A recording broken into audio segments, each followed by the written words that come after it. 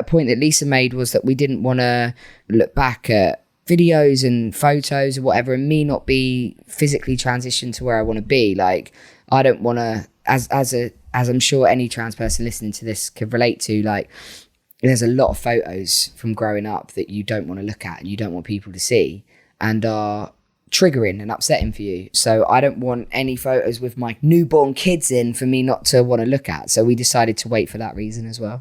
This is a conversation I had with Satch, who is an artist and musician based in Brighton. And I met Satch whilst I was creating a podcast series for the Agora Clinic based in East Sussex. It's called the Agora Journals. And I'll make sure there's a link in the show notes so you can hear all the fascinating conversations that I had. And Satch and I were talking about the fertility preservation he had before transitioning. And we wanted to share it as part of our early years series here on the Fertility Podcast to make sure that when it comes to fertility preservation, you know that it is an option when you're working out how your future family could look like. Even if you've been thinking that because of your decisions about your gender, becoming a parent might not even be possible, hopefully this will help you realise there are clinics that can help you. And as always, we want to signpost you to get that support that you need. For over 6 years now, the Fertility Podcast has been sharing content with you, talking about the A to Z of things that might be affecting your fertility. And as we head into our 7th year, things are changing. You see, the podcast is just a portal into a world of more support, which ultimately is what you need more than ever when you're trying to conceive. So who are we? Well, I'm Natalie Silverman. If you've listened to the podcast, you'll know. I used to be on the radio. I'm also a professional voiceover, so I basically talk a lot for a living. And I launched this podcast after successful fertility treatment. And in 2019, I brought in the brilliant Kate Davis. Kate is a fertility nurse consultant. You know what you're talking about, and you offer amazing clinical support. I think it's great to give information out to people this way because it's so accessible. We know from talking to our guests that actually they love listening to it in this way because certainly with men, they can listen to it and no one else knows that they're listening to information about fertility. Now, part of what is changing with the podcast is that Kate and I are offering an amazing support network. And so what we want to do is offer you the chance to be a patron of this podcast. So what does all of this mean? You're going to get shout outs on the podcast and your name, if you want it, or it can be your social media handle, will be on the Fertility Podcast website. We're going to be having some awesome monthly get-togethers and we're going to take the time to answer your questions and bring in some fab speakers. And if there's someone you've been really wanting to hear from, you can have a say on who we interview going forward, as we'll be running polls for you to vote on. You'll get early access to our episodes a week ahead of their release. Plus, there's going to be other really useful resources too. So what you need to do is get on the case and join us today. It's very simple. Just go to patreon.com/the Fertility Podcast.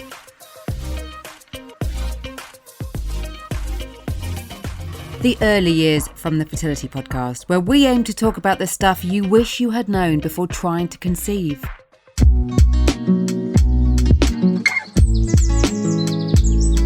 Now, as you know, the Fertility Podcast is all about empowering you in the next steps in your fertility journey.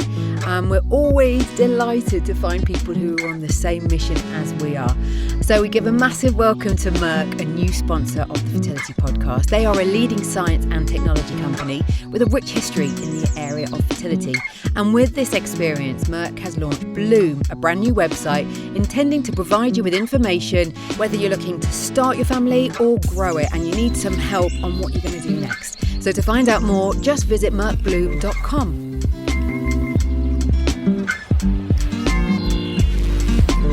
My name is Satch and I am a songwriter from Worthing. Tell me a little bit about where you're at with trying to start family. So where we're at now is that I have 12 embryos frozen in the clinic.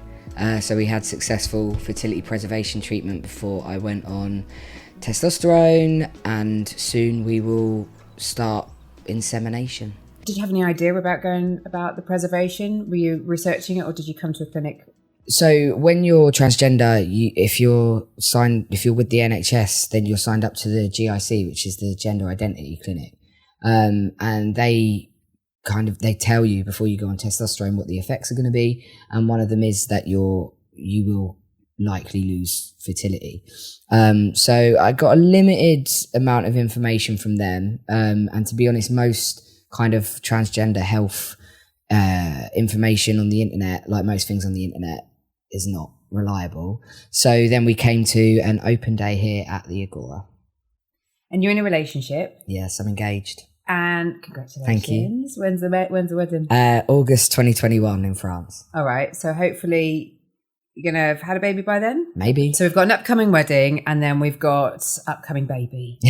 Don't know what order yet. What I'd like to do is start talking about that process of coming and preserving, freezing, how that was for you, what kind of hurdles you had to overcome. Yeah, so we came to like an open evening, and that was, that must have been kind of 18 months ago now. And things have changed a lot since then, I think, improved a lot since then. Like, even when we were there initially, there wasn't much stuff that was tailored for trans people or trans families like that. It was predominantly for kind of cisgender heteronormative couples, with some stuff for gay and lesbian families, even down to like the forms that we had to fill out and stuff. They had wrong pronouns on and stuff like that, which can be very triggering. And I think that's probably a huge fear for a lot of trans people going into situations like this. But thinking about hurdles, one was that if you freeze eggs, then that you have a much lower chance of succeeding with getting pregnant, whereas if you freeze embryos, your chances massively increase. So we needed to think about money for that, and then also just the wild femininity of what it is for a man to go through. But yeah, we've kind of been on this journey with the Agora, and kind of muddling through together on the way, and they've just tried to help us and we've tried to advise them, and now we are where we are. Because I know that from the Agora's point of view, it's a huge part for them to correct their paperwork. Yeah. So being able to have that dialogue must have been quite freeing for you. Yeah, 100%. Like, obviously, in many kind of industries and institutions and whatever, people can be very set in their ways, but they're not just open to that, they're actively trying to improve their services, so are seeking us out. Like, and yeah, I definitely appreciate that. And even stuff that, I mean, it won't necessarily affect us because we've already had our treatment, but hopefully it will help other trans families in the future.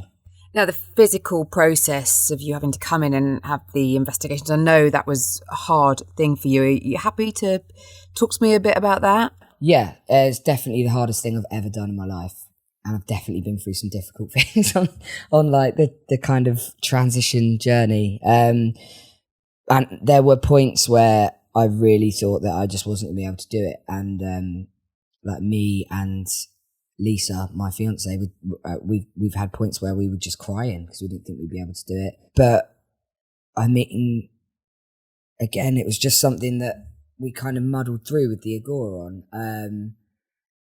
And I mean, I was part of the reason why we had to do it when we did was because I was depressed being transgender and not transitioning. So I needed to go on testosterone fast for my mental health. So I was already struggling at the time. And then to go through that on top was really hard. But luckily I was in counselling at the time. Anyway, so I had an outlet to talk about it. My fiance is really supportive. The staff here were great, and I had a lot of diazepam.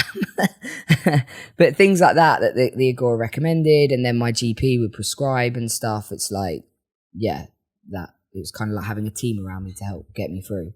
But I definitely don't want to do it again, ever. That's one of the reasons that we're having this conversation. It's to get that awareness that there are ways, if that physical element of it is one of the hurdles that's preventing you from even considering that this could be an option for you to even try. For sure. Everybody's different. Every trans person is different, but a lot of trans men, for sure, will struggle with any kind of being treated like a female in any way, even if the staff are using all the right pronouns and they're being so respectful and are doing everything they can do. it's just not right. Like it's totally unnerving and it's traumatizing, to be honest. So yeah, it definitely takes, it's not for the faint hearted, but there are way throughs if you want it enough. Like for me, I just felt like I'd already kind of missed out on enough things and I didn't want to miss out on having biological children. So that's what I held on to and that's what got me through it. And you talked about how you've got the counselling in place and you're having conversations with your GP. The conversation about what you needed, drugs-wise, was that received okay? I'm really lucky with my GP. Especially my GP's in Worthing as well, which isn't famous for its liberalism. But yeah, he's really, really good and really supportive. And he actually went out of his way to try and see if we could get help through the NHS and stuff like that. And he's just done everything he can to help. But yeah, that can be another hurdle for sure. Just with, you can have anything from a transphobic doctor to like my doctor, which was great, but he still didn't have that much knowledge about it. He still had to go and do some research. But I feel like everything is on the up in that regard. And I suppose there could be an opportunity to ask for another GP, because it's knowing that there is that end goal, that there is the procedures in place. Yeah.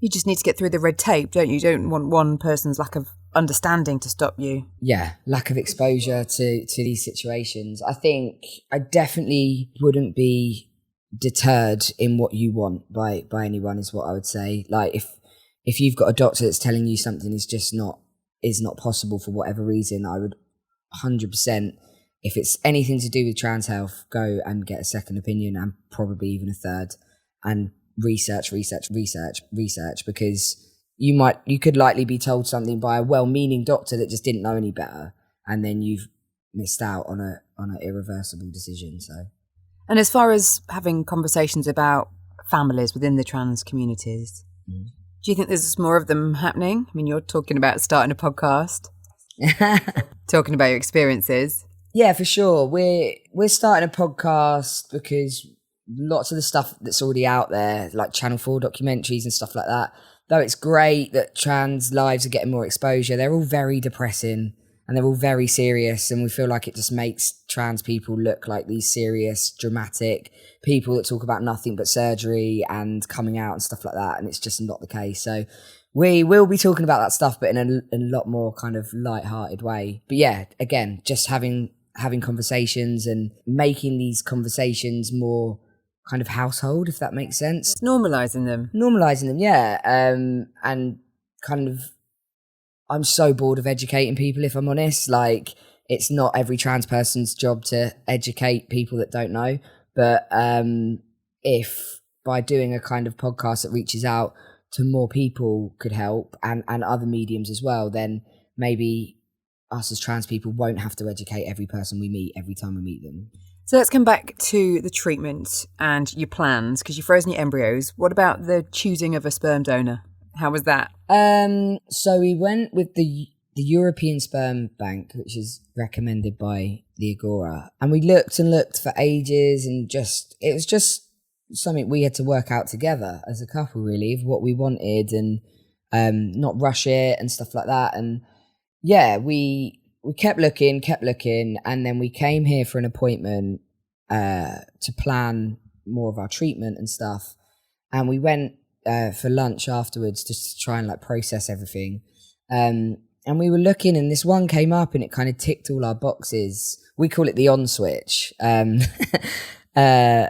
yeah, this on switch ticked all our boxes, and it primarily was healthy. And then after that, kind of, I don't know how much of this is relevant because it, nature and nurture and all that, but personality wise was creative and all this sort of stuff. And then looks wise, whatever you want to have. And we were umming and ahhing whether to pay for it, because it's like $2,000 or something like that. So it's a huge decision. And just as we were thinking about it, someone walked in the pub with a newborn baby, and we were like, it's a sign. And we just went for it. And yeah, once it's done, I haven't really thought about it since then, if I'm honest. It is what it is. Like, so have you both frozen your eggs, or is it just you? Yeah, so like I said, because I was struggling with depression and I needed to go on testosterone, so we had to rush and do that. We had to preserve my treatment, and we didn't have a lot of money, and we begged, borrowed, and stole to do it. But yeah, we went forward and went through that whole procedure that I talked about earlier, and then we ended up with 12 embryos, which are mine technically. And we call, because they're all in a freezer, we call the boys Cornetto and the girls Viennetta and any in between twisters. And then, yeah, so that was just done, draw a line under it. Then when we want to proceed with starting a family, we can either access those embryos, implant one in my fiancee, or we bought enough donor sperm that our children will be biologically related, so by having the same sperm donor, so we can just inseminate using Lisa's egg, just like natural insemination. So yeah, we have either or options, and we'll do one first and then the other after. That's exciting. Very. And scary. And scary, but you've got options. You've got a multitude of embryos in your frozen ice cream store.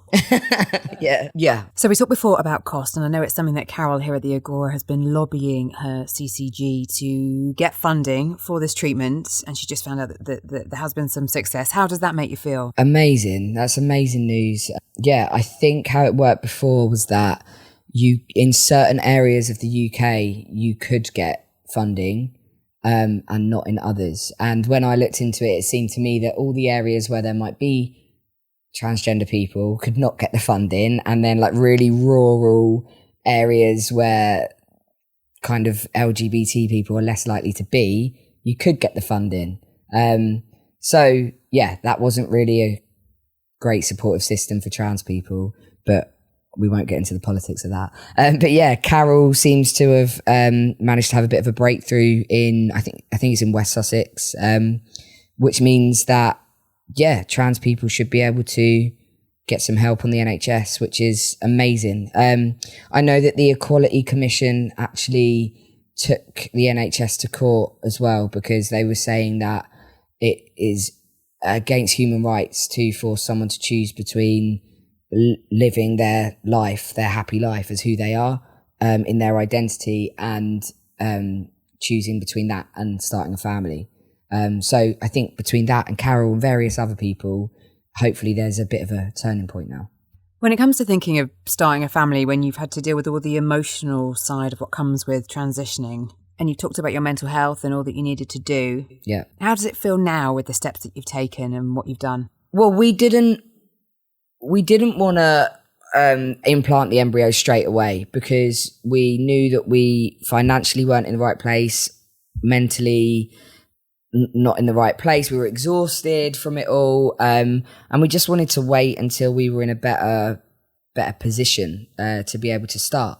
And I think we're a year on now from when I did that, and I finished counselling, and I'm no longer depressed or on antidepressants, and focusing on my songwriting career, which is going really well, and Lisa's career is going really well, and we just worked really hard to get to a place where we would be ready to start a family. But also a point that Lisa made was that we didn't want to look back at videos and photos or whatever and me not be physically transitioned to where I want to be. Like, I don't want to, as I'm sure any trans person listening to this could relate to, like, there's a lot of photos from growing up that you don't want to look at and you don't want people to see, and are triggering and upsetting for you.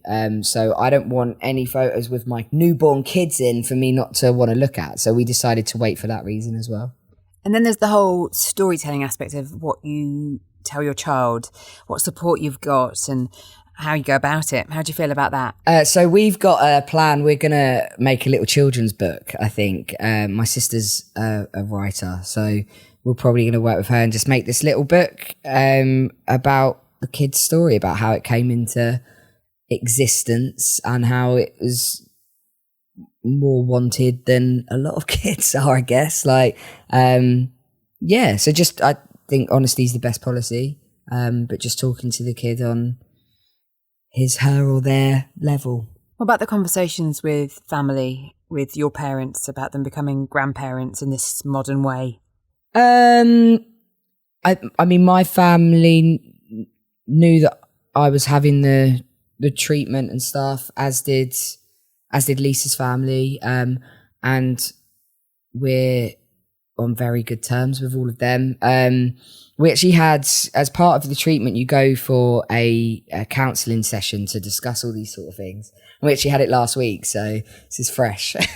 But we went in and we got asked those same questions, and there's definitely a part of us that both of us just wanted to sort of be like, I'm trying to think of a polite way to say it. Go away. It's none of your business in a lot of regards. But generally, I think with most things in trans life generally, like, it's better to just be who you are and be open and honest and not carry big secrets around. So I think generally that is how we'll be. But every now and then you get a kind of random in the pub coming up to you and asking questions that they definitely have no right to ask, and that's for every trans person to handle how they see fit, I guess.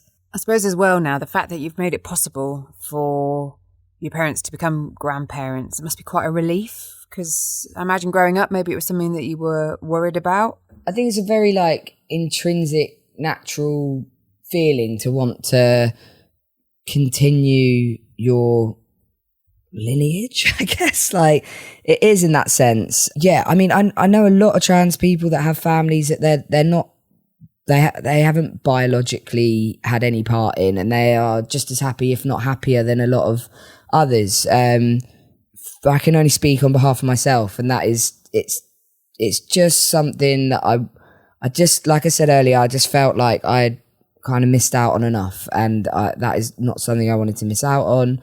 But I will have children that aren't biologically mine as well, and won't treat them any different. So,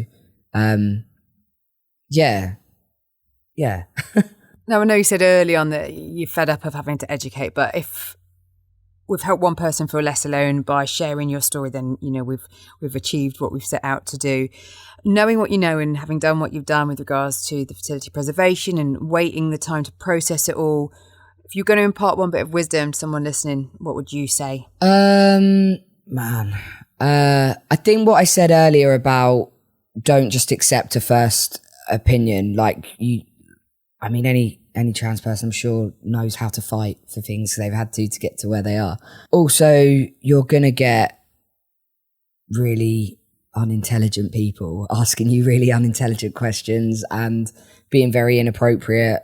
So I guess prepare yourself for that. Know what you're going to say, so that when they catch you off guard, you don't just not say anything and then wish you did after. You've caught me at a bad time in terms of educating people, because I've come into contact with quite a few of those people that I just mentioned this week. So I'm a little bit about that at the moment. But I think it's every kind of LGBT person's job's not the right word, but everyone kind of should try and make things better for people in the future, as did the people that were before us that have made it to this point now where I can sit in a fertility clinic and actually have this treatment. So I suppose a part of it as well is we talked about the physical difficulties of the procedures that, you've had to overcome. And if someone's listening thinking there's just no way I could go through that, and you've described what you had to do to go through it, is there anything else you'd like to share about that? I mean, did it get to a point that it was now or never? You just had to come and have the treatment? 100% was now or never, because like I said, I had to do what I had to do so I could get on testosterone as quick as possible. And now I'm the happiest I've ever been. I've just turned 30 and I feel like I'm at the start of adulthood. It's hard for me to look back and give that much great advice, because at the time, I mean, I think anyone knows, you go through traumatic stuff, you kind of get that, I call it fognitive. It's like cognitive fog. So I don't remember a lot of it that clearly. And that with a lot of diazepam, it is a bit hazy for me. I think that the biggest obstacles coming into this and for people in my position would be the kind of intrusive procedures, the kind of feminine treatment, down from everything, like from the procedures down to like the forms and stuff like that. And yeah, the money side of it, I guess. I mean, a lot of trans people have already had to spend a lot of money on surgeries and whatever else because the NHS is so underfunded and under-resourced, and we're under-supported in that way. For me, it was just something that I just knew I had to do. And I guess I just made it happen. Like, I guess not everyone will be as fortunate as to be able to do that. But yeah, in terms of advice, I think be prepared with what you're going to say to people. Take any help you can, be that legal drugs, and support and stuff like that. And just, I guess some people will be doing this on their own. They won't be in couples. So get some good pals around you, I guess, and get them to come with you, because I wouldn't have been able to do it without Lisa. There's no way. Before I let you go, do you want to give your podcast a bit of a plug? I want you to give me tips and advice on how to do a good one. But yeah, it's called Satch and Leo's Transmission. It will have stuff like this on it, but I mean, we're just a couple of jokers, really. We just want to have a laugh and just put it out there and try and help if we can. But what's your best advice for me other than record for a podcast? Just be yourself. Well, there we go. That's what we're talking about now, so. People want to hear you. That's what it's all about. Great. Okay. Right, well, I'll make sure I put the details in the show notes for this. Keep my tabs on you. It sounds like it's going to be the positive side of things. Life once happy. And you can find my music at satchsatchel.com. We really hope you enjoyed the show. All the info of our guests will be below this episode in whichever podcast app you are listening in. And remember, if you do one new thing today to help you get even more support on your fertility journey, why not become a patron of this podcast? Just visit patreon.com/The Fertility Podcast.